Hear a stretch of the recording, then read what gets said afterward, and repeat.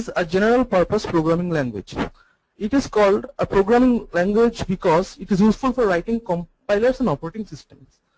It was made by Dennis Ritchie and Brian Keringham in the 1972. Now, since it's a language, the only way to understand a language is by writing a program in it. So first, let's see the snippet I've given here. So this one, this includes this thing. This is a sample program on C, the first program, basic. So if you clearly look at it, you see the syntax. It first starts with include stdio.h, then a main program, then there's a curly braces, a print statement, and it's switching off it, and the bracket is closed. Now actually what it is, this is the program, and to run this program you have to save it in a file that ends with .c. Since it's a hello world, so I'm saving it in the name of hello.c and compile it with the command cc. Like you have to compile with by writing cc hello.c, and if there is no error, then compilation will take place clearly and make an executable file. Then if that file, you have to run it by writing the command a.out.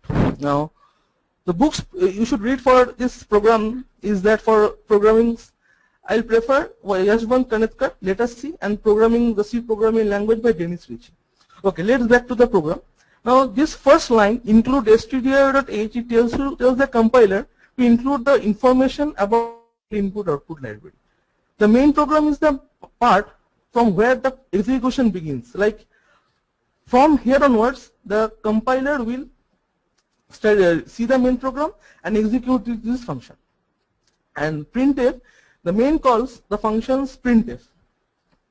Printf to print this sequence and represent in the new line. Now main is the main function. It does not receive any argument and it only calls other functions. So every C block will have a main function. Every C block. And printf is another function. It's just calling it, and it's in the standard input output header. Okay. Now go to next slide. Okay. Now the data types in a C refers to the extensive system used for declaring variables or functions of different types. Now I mean to say, if suppose you want to add a number, suppose a plus b, so you have to save that in a data type, and that data type is the type of data you are using. So there are four types of data. One is char. Among the basic there are characters. It's a 1 byte capable of holding one character in the local character set. Integer 2 or 4 bytes typically reflecting the natural size of the integers on the host machine. Long 4 bytes for huge integer values. Float 4 bytes for single precision floating, and double. Now float and double are for in the case when you use a decimal number. The float is the decimal point number and double is where you are using 2 precision point. Another type of data type is used as the void type. That the void type do not return any values.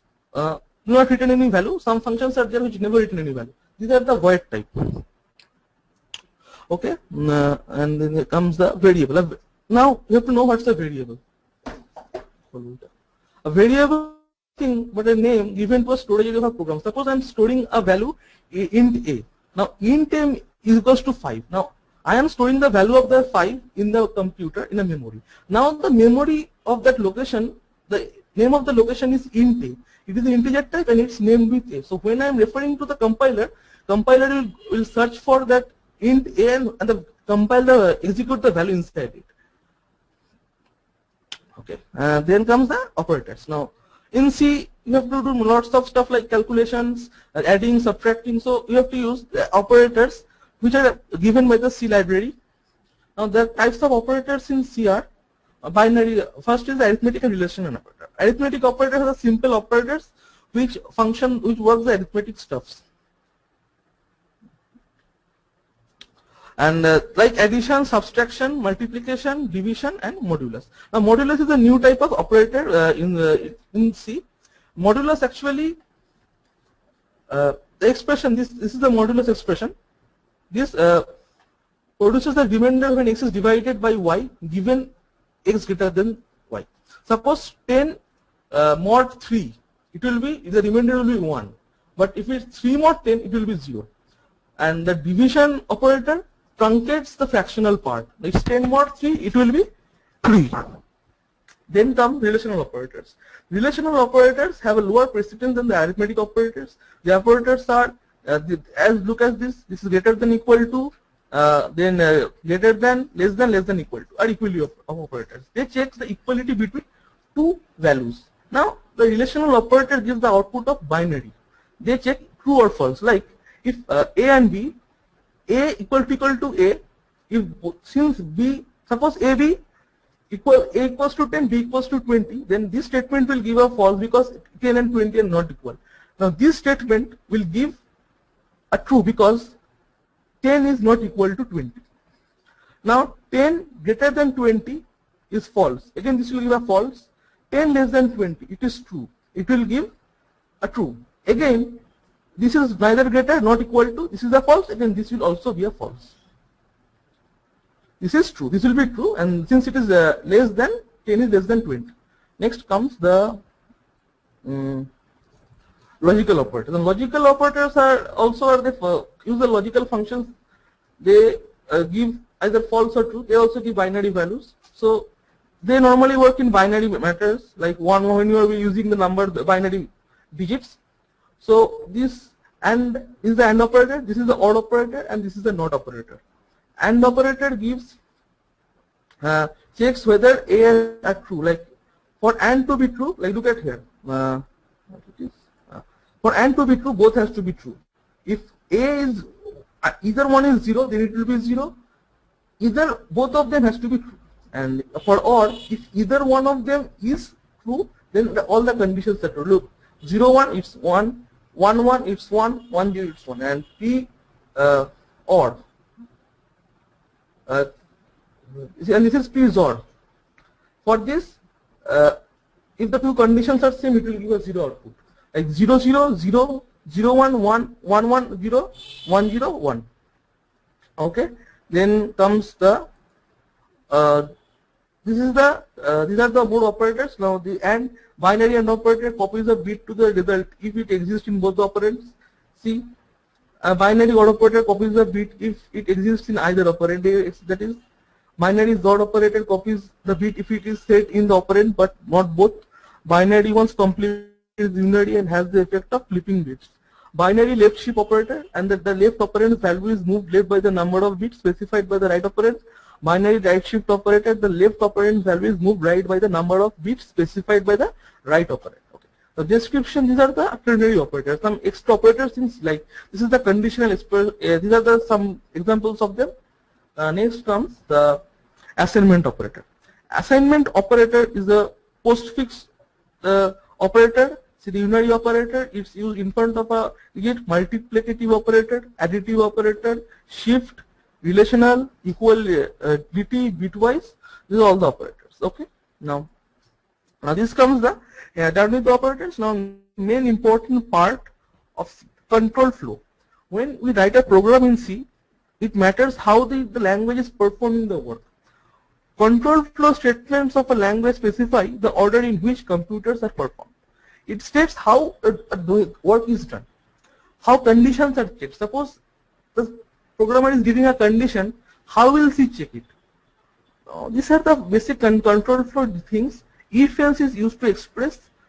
The formal syntax is this: if it takes an expression, if it is true, statement 1 will be executed, else statement 2 will be executed. Now, else statement is optional. Now, suppose you can even write it like this: if expression statement 1, you can even omit else. But it works like if this is true, statement 1 will work. If this is else, this statement will work. Now next comes the else if. Else if is a statement, is a state where there is constant else and if, like continuously there is a chain. Now the expressions are evaluated in order, and if one of them gets executed, either of them gets executed, then it terminates a whole chain. Okay, next comes on the switch case. A switch, it is a multi-way decision which tests the constant expression, switch expression. Now switch checks the expression with a constant value.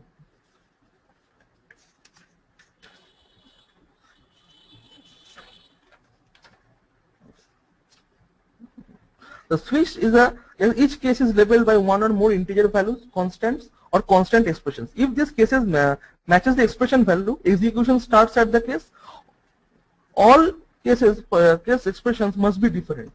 The case labeled default is executed if none of the other cases are satisfied. The default is optional if it isn't there, and if none of the cases match, no action at all takes place. Case and the default case can occur in any order. In chapter 1, okay. Now you see these are constant expressions. They're normally numbers like case 1, case 2, case 3, default is given.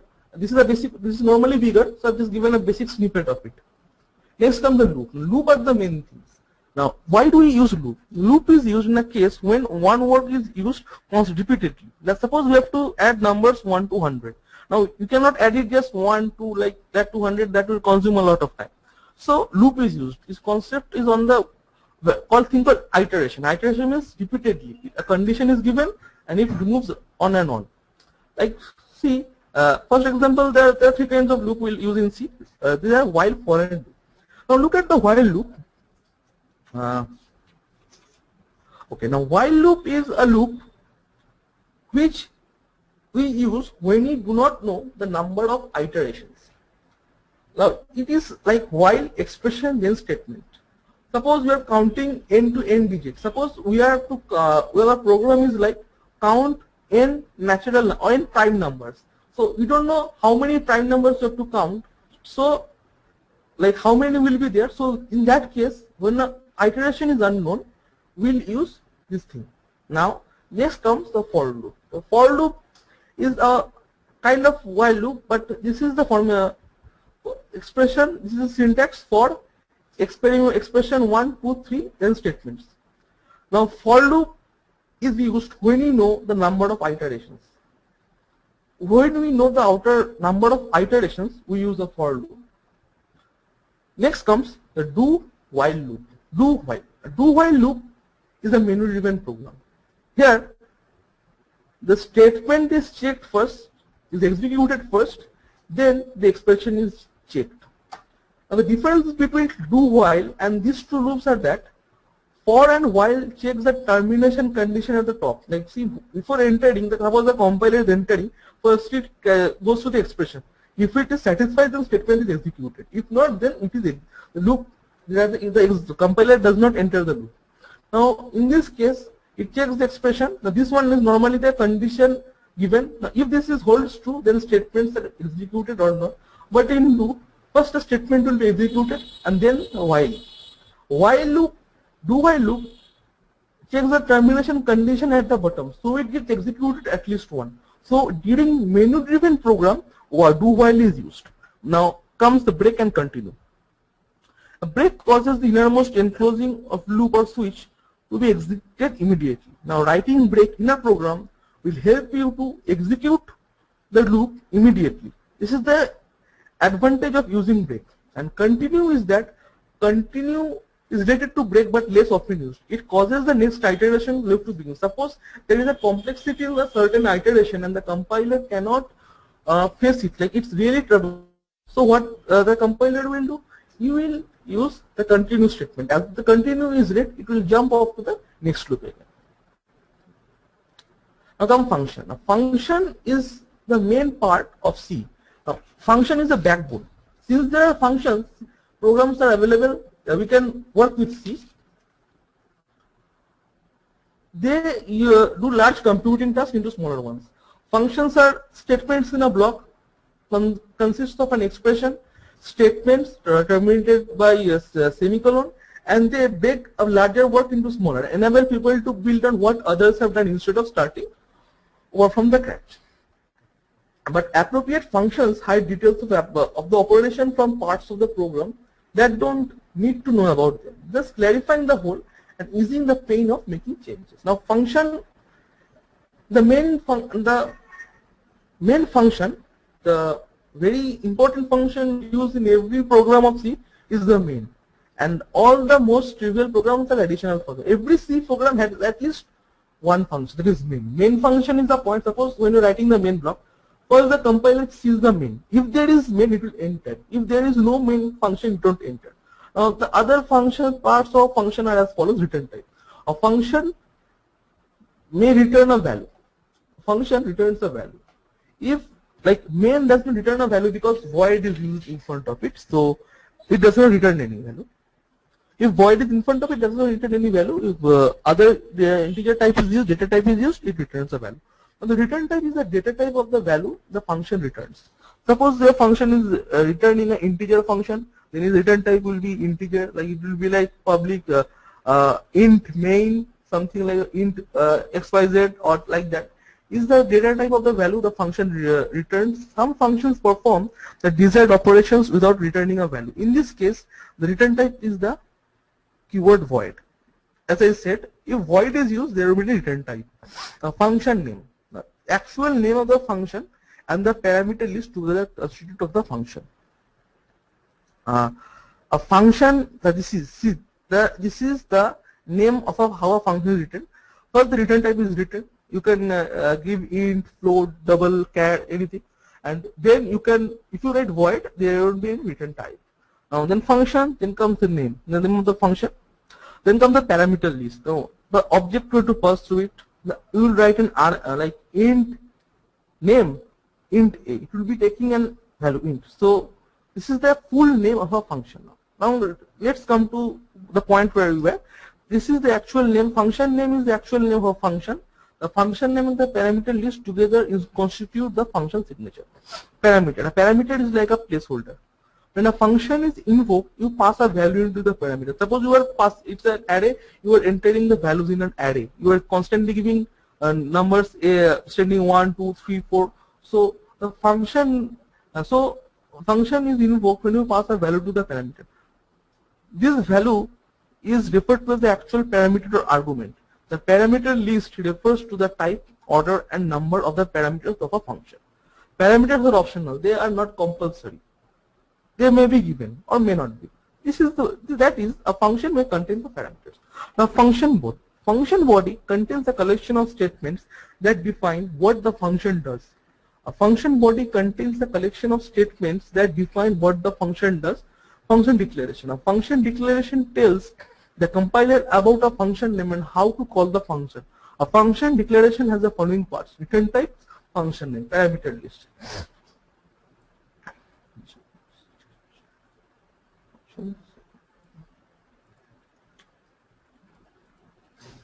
Now, again I want to say about today's C processor. The C preprocessor is not a part of the compiler, but it's a separate step in compilation process.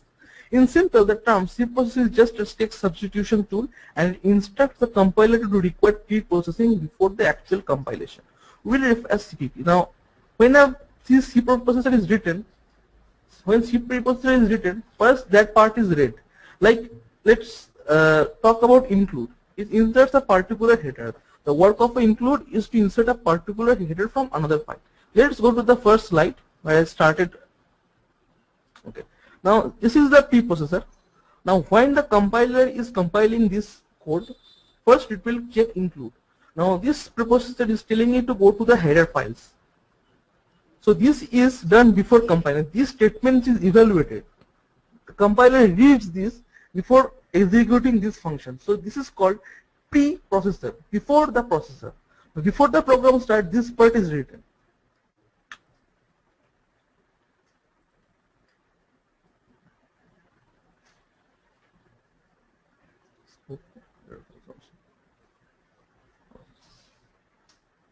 Okay, now this is the work of preprocessor. These are some examples: define.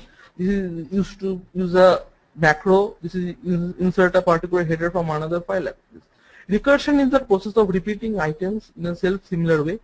In programming languages, if a program allows you to call the function inside the same function, it is called a recursive function. Now see, void recursion. Now see this program here. The function calls itself, invokes by itself. User is not calling the function. So since it is doing by all alone, itself, so it is a recursive function. Recursive function, I am repeating again, is a function that calls itself. In other cases, the user uses the main method to call other functions, but in a recursive function, it calls by itself. Now, scope and the rules. A scope in any programming is a region of the program where a defined variable can have its existence, and beyond that, a variable it cannot be accessed. There are three places where variables can be declared in C programming languages: inside a function or a block. When a program is declared inside a function or a programming block, it is called a local variable. When it is declared outside the function or it is called a global variable. In the definition of function parameters, which are called formal parameters, let us understand what are local and global variables and formal parameters. Variables that are declared inside a function are called local variables. Global variables are defined outside the function, usually on top of the program. Global variables hold their values throughout the lifetime of your program, and they can be accessed inside any of the functions defined for program. A header file is a file with extension .h, which contains C function declaration, macro declaration to be shared between several source files. Like you have seen this thing in the previous slide. Like I have said, this .h is header file. As soon as h is written, tells the compiler to include information from the standard input-output library.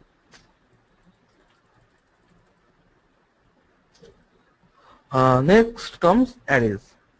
Now, array is one of the important part or structure inside a C programming. In any program, it's in Java, Python, all programmings have the use of array. Array is a data structure. It's an abstract data type. Array is a kind of data structure that can store a fixed size sequential collection of elements of the same type. Suppose when we want to store 10 marks of 10 students, then we need to normally use 10 integers. So it would consume a lot of space, and it would consume a lot of work also to remember 10 different names. So if we use array, integer array, we can store all the values inside into one variable. And suppose C. An array is used to store a collection of data. Is like this. But it is not often more useful to think of an array as a collection of variables of the same type. All arrays consists of contiguous memory locations. The lowest address corresponds to the first element and the highest address to the last element. To declare an array in the C, a programmer specifies the type of the elements and the number of elements required by an array as follows.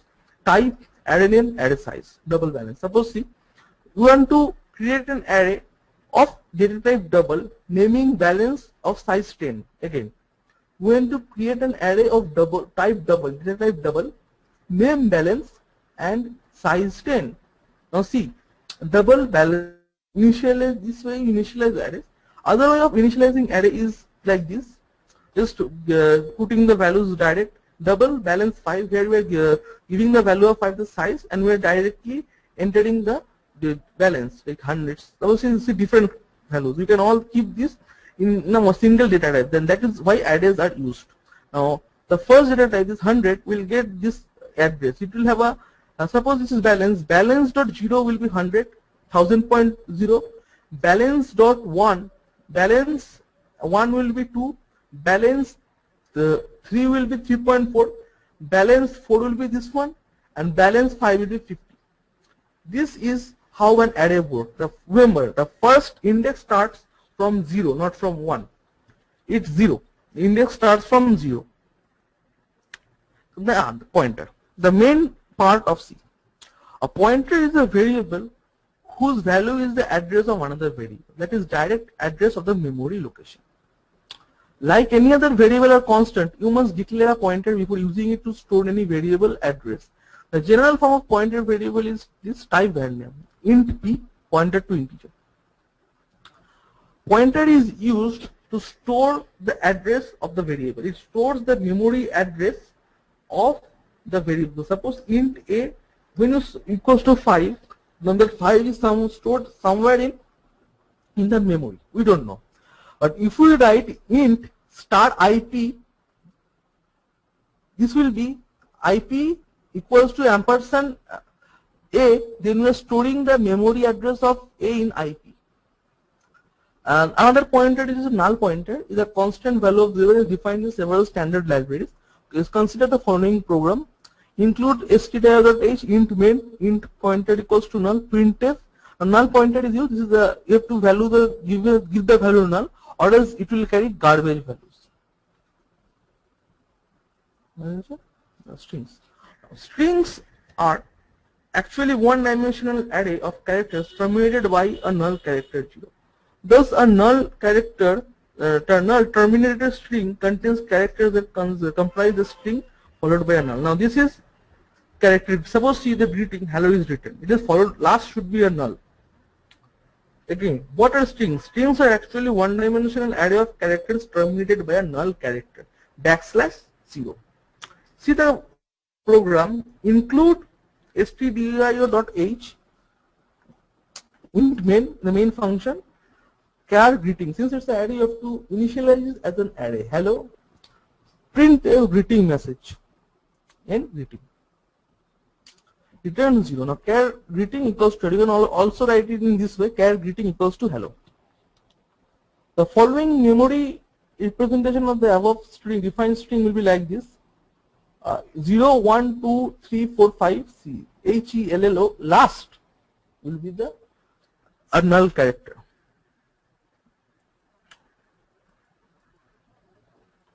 Now, the functions in C about the wide range of functions that manipulates null terminated strings.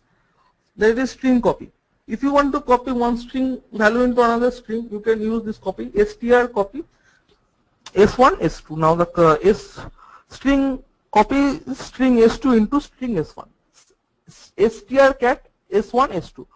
Concatenate string 2 onto the end of string 1. Concatenate means adds.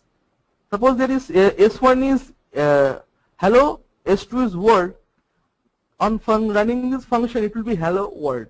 Concatenate string S2 onto the end of S1. Str length S1. This returns length of the string. Though it's a string function, it returns a numeric value. It returns an integer value, the length of the string. A string compare. It compares two string. Remember, though again string compare is a string function, but it will return a logical value. If they are equal, it will be 0.